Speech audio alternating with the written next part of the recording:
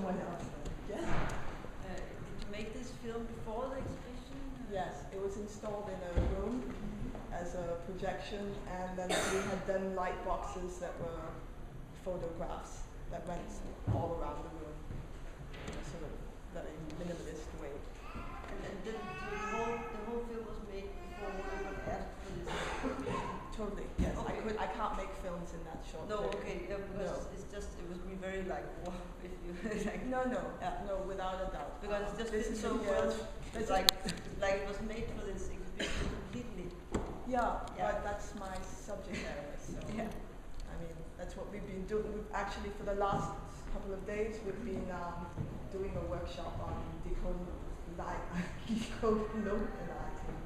one's thoughts and looking at different perceptions of how to look at post-colonialism, and then looking at decolonialism, which is the idea is resistance to post-colonialism, to colonialism in essence. What are the results of colonialism, post-colonialism, and then the aftermath of people reflecting and resisting it as well. Just brief summary. Any more questions? Yes? You just put your hand up. All right. Well, thank you. Oh, can I ask what your relation to Kenya? Okay. Yeah.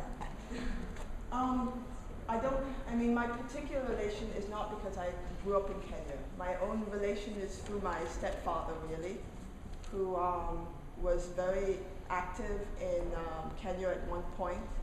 And I've been doing a lot of, how to explain, I've been doing a lot of stories on his life because he has a very fascinating life. There are not many people who have his type of a background.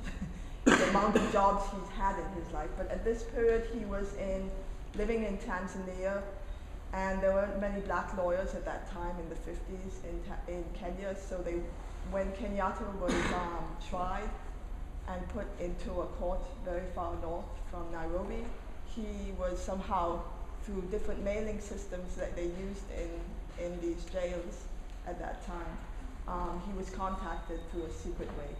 Anyway, so he was asked to find him, and he came in, and the stories.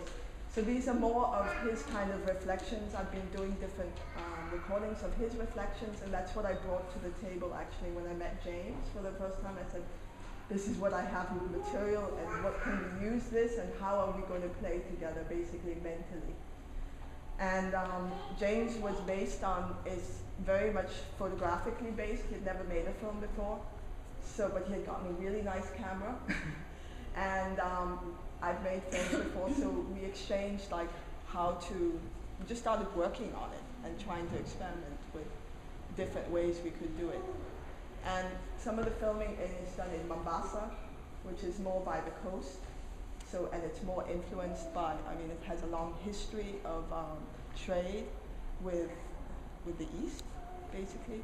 So there's a multitude of people living there from all different cultures and religions, and in Mombasa. And then in Nairobi, I would say that it's more, it reminded me of Jamaica, which I grew up in, because it has this very, I think if you've lived in West African and East African countries, you can begin to see there's certain parallels and there's certain distinctions between when there has been a country that has been occupied for many years, and I say occupied because that's what it is.